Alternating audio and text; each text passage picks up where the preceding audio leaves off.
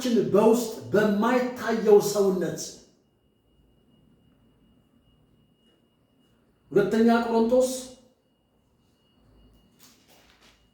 ሁለተኛ ቆሮንቶስ ምዕራፍ 4 ላይ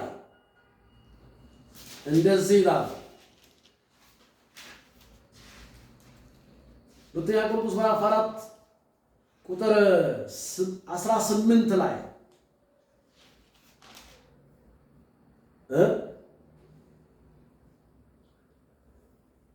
መጨረሻው የኛ ድል ፈንታችን በውስጠኛው ማንነት ላይ መሆን ይኖርበታል።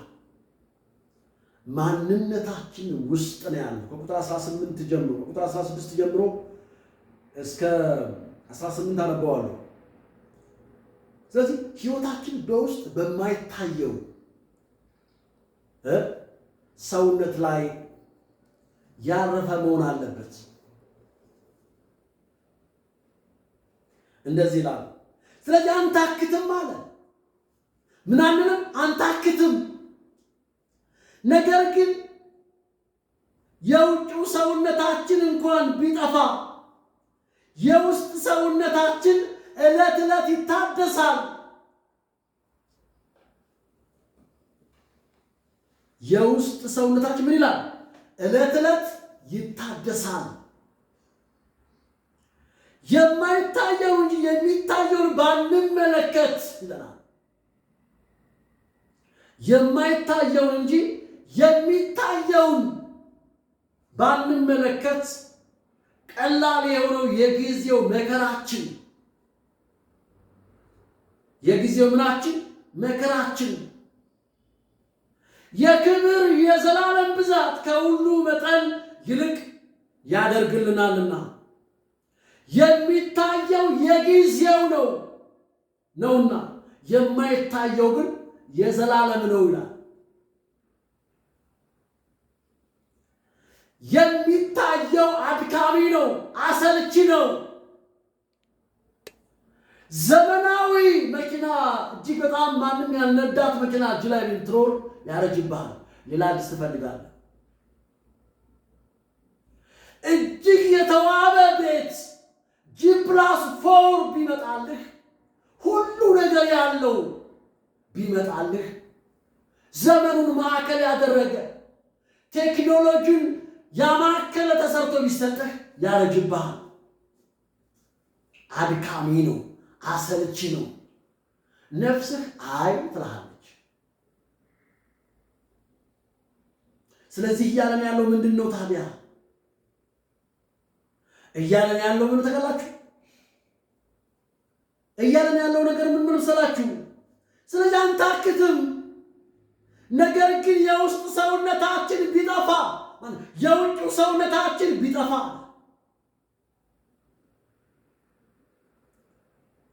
እንኳን የውስጥ ሰውነታችን ለትለት ታነሳናል። በውስጥ ምን እንሆን? እንፋፋ ነው። በውስጥ ሰውነታችን የፋፋን ስንሆን በስጋችን ላይ ይታያል። አንዴ በጣም ከሚገርመኝ ሁልጊዜ የምናገረው ቃል እግዚአብሔር ቃየልን መጣና እንደዚህ ያለው፣ ቃየል አቤት መልካም ብታደርግ ፊት የሚያበራ አይደለምን አለ። ወደ ውስጣችን፣ ወደ ነፍሳችን፣ ወደ መንፈሳችን እንመለስ። ዕለት ዕለት መታደስ ይሁንልን። ዕለት ዕለት መለወጥ ይሁንልን። ዕለት ዕለት መሞት።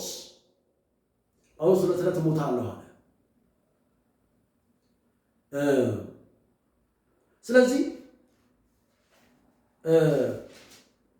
ይሄ የውስጠኛው ሰው ሁል ጊዜ በመንፈሱ በውስጥ ሰውነት ስለሆነ የምንኖረው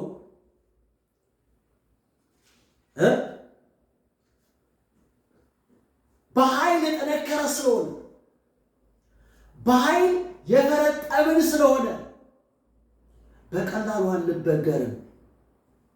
የውጩ የሚታየው ነገር በቀላሉ ትጥቃችን ምን አይደለም አይፈታው።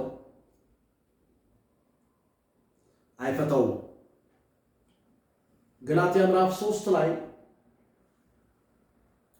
እናነባል። ምዕራፍ 3 ቁጥር 27 ጀምሮ እንደዚህ ይላል። 27 እስከ 28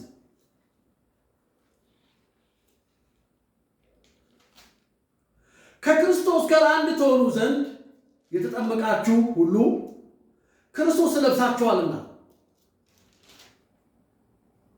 ከክርስቶስ ጋር አንድ ትሆኑ ዘንድ የተጠመቃችሁ ሁሉ ክርስቶስ ለብሳችኋል።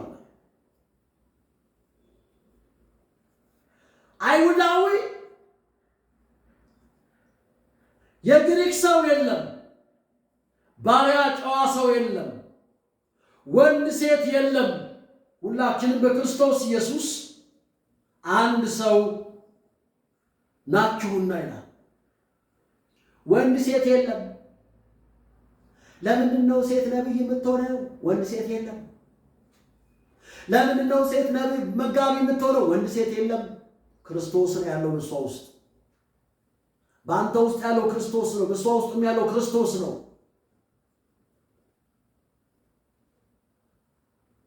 ቃሉ ነው የሚለው እኔ አይደለሁም። ይኸው አይሁድም የለም፣ የግሪክ ሰውም የለም፣ ባሪያም የለም፣ ጨዋም የለም፣ ወንድም የለም፣ ሴትም የለም። ሁላችን በክርስቶስ ኢየሱስ አንድ ሰው ናችኋል። አንድ ሰው ናችኋል። ስለዚህ እግዚአብሔር ክርስቶስ በእኛ ሊያይ ይፈልጋል። ክርስቶስን በእኛ ምን ሊያየው ይፈልጋል?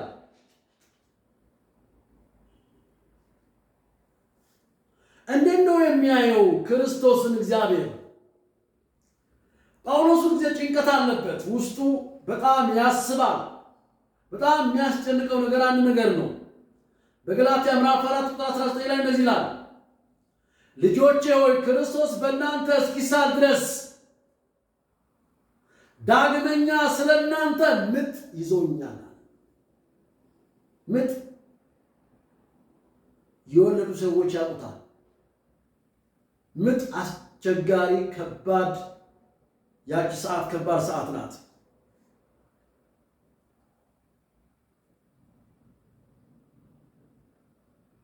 ስለዚህ በገላትያ የተገለጠውን ይህንን አንድ ማንነት ለማደብዘዝ ሁለትነት ተሰርቶብናል። የውጫዊ ሰው ተቀላቅሎ የተሰራብን ነገር ለምንድን ነው? የውስጡ ሰው ተገልጦ መቅደሱን ሙሉ ለሙሉ በውስጥ ሰው እንድንመላለስ እግዚአብሔር ይፈልጋል። ዕለት ዕለት በሚታደሰው ሰው የውጭኛው ሰው እሱ አታካች ነው፣ አድካሚ ነው። እኛ እንድንኖር የተፈለገው፣ እኛ እንድንመላለስ የተፈቀደው በውስጥ ሰው፣ በመንፈስ በውስጥ ሰውነታችሁ በኃይል እንድጠነክሩ ክርስቶስ በእምነት በልባችሁ ምን እንዲኖር። ሃሌሉያ! ክርስቶስ በእምነት በእኛ ውስጥ አለ። ምንም የውጨኛው ሰው ባይኖር ባይታይ፣ ምንም ነገር እንኳን ቢሆን፣ ሃሌሉያ! ስለዚህ ሁለት ወንጌሎች፣ ሁለት ሰዎች፣ ሁለት አገልጋዮች፣ ሁለት ማኅፀኖች፣ ሁለት ሴቶች፣ ሁለት ኪዳኖች፣ ሁለት ልጆች፣ ሁለት ሀገር፣ ከተማ፣ ሁለት የሚሳሉ ማንነቶች፣ ሁለት ፍሬዎች። እነዚህ ሁለት ሁለት ሁለት የተባሉት ገላትያ ላይ በግልጽ ተቀምጠዋል። እግዚአብሔር በእኛ ሊያየው የሚፈልገው ክርስቶስን ብቻ ነው። ክርስቶስን ብቻ ነው። በክርስቶስ እንድንገባ፣ በክርስቶስ እንድንመላለስ፣ በክርስቶስ ደምቀን እንድንታይለት ነው የሚፈልገው። ከክርስቶስ ውጭ ማንንም አያውቅም። ክርስቶስ ጌታ በአንተ ሊገለጥ ይፈልጋል። ለዚህ ነው ጳውሎስ በገላትያ ምዕራፍ 4:19 የሚለው ይህንን ነው። ልጆች ሆይ አለ ክርስቶስ በእናንተ እስኪሳል ድረስ ዳግመኛ ስለ እናንተ ምጥ ይዞኛል አለ። መሳል ማለት ሙሉ ለሙሉ ሰውየውን እንዲመስል ክርስቶስን እንድንመስል በክርስቶስ እንድንኖር እሱ በተመላለሰበት መመላለስ እንድንመላለስ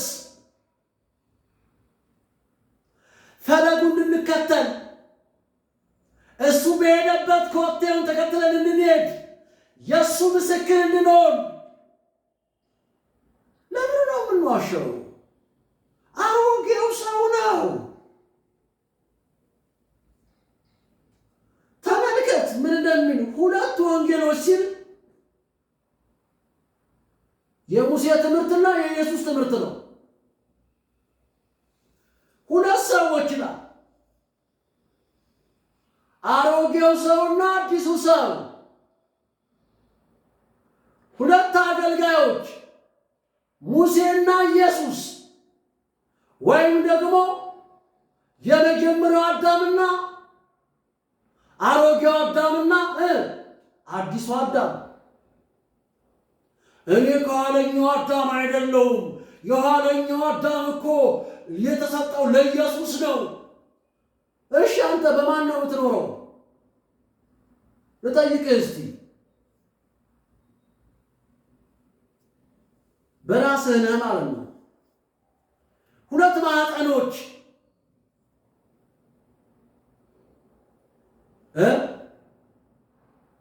ሁለት ሴቶች ከሴት ወደ ሥጋ ነው አለ ኢየሱስ። ከመንፈስ ወደ ምን ነው? መንፈስ ነው አለ። ሁለት ማዕፀኖች፣ ሁለት ሴቶች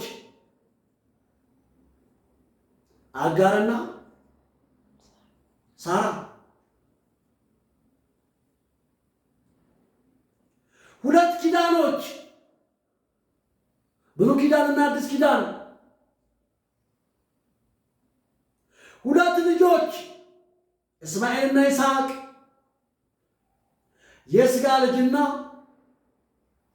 የቃል ኪዳን ልጅ፣ ሁለት ሀገር፣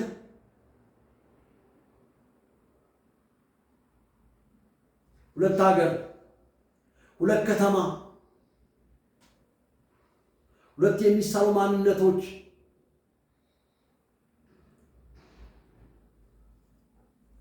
አሮጌውን ሰው በንስሐ አታባብለውም። ሁልጊዜ እኔ ንስሐ የተቃወምኩ አይደለም። ወደ ክርስቶስ ፍጹም ሙላት ማደግ አለብን። የመጀመሪያው ሰው አልቃሻ በሕግ የሚኖር ሁለት ፍሬዎች የሥጋ ፍሬና የመንፈስ ፍሬ ይታያል።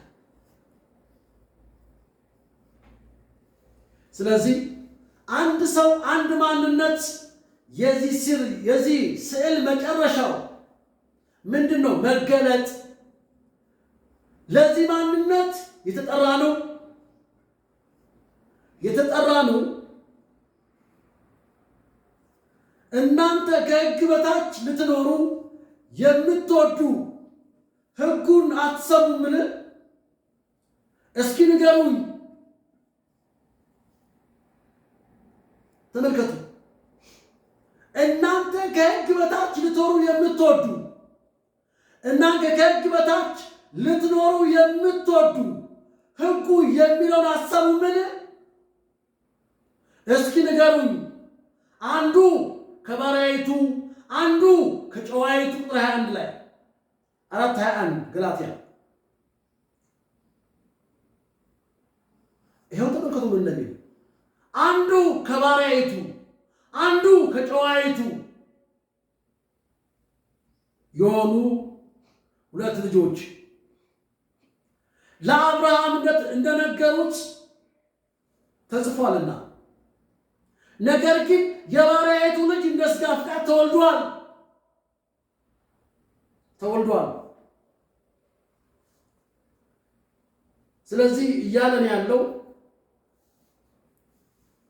ነገር ግን የባሪያይቱ ልጆች እንደ ሥጋ ፈቃድ ተወልዷል፣ የጨዋይቱ ልጆች ደግሞ እንደ ሥጋ ፈቃድ ተወልዷል። እንደ በተስፋ ቃል ተወልዷል። የመንፈስ ልጅ ከመንፈስ የተወለደ መንፈስ ነው ስንል ውልግድግድግድ ከአውሮፓ የመጣ የተደበላለቀ አስተምህሮ የእግዚአብሔር ቃል ከማስተማር ይልቅ መጤ ባይብሉ ነው። ኢየሱስ ምን አስተማረ? ከመንፈስ የተወለደ መንፈስ ነው አለ። ከሥጋ የተወለደ ሥጋ ነው አለ።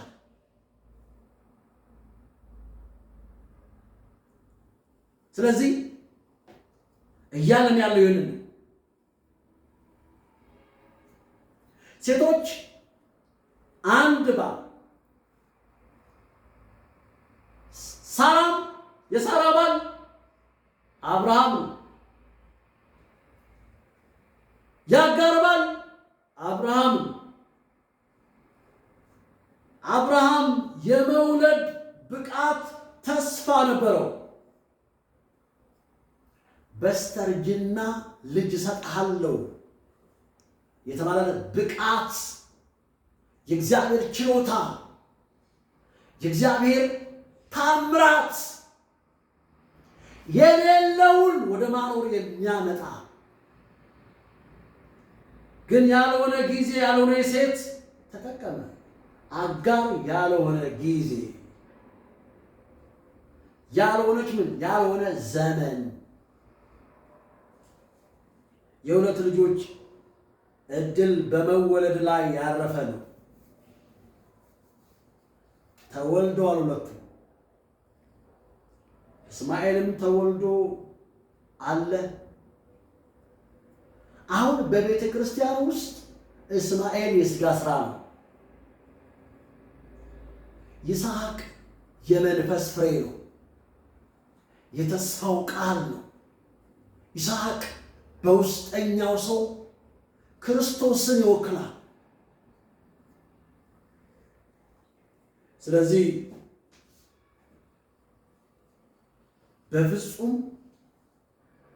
በፍጹም አይለወጥም። በውስጠኛው ሰው መለማመድ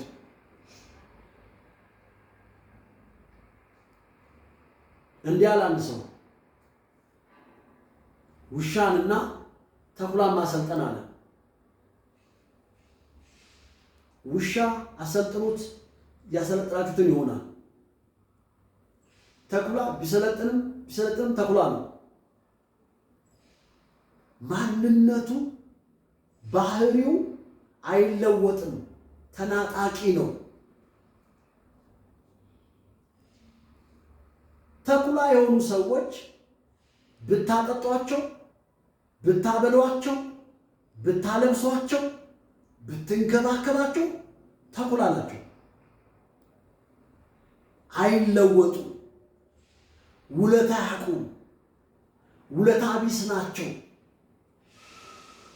ተኩላ የሆኑ አገልጋዮች ምንደኝነት ሁለት ሴቶች አጋርና እስማኤል ባርነት፣ እስራኤል እስራት፣ ሳራ ይስሐቅ ነፃነት ይለናል።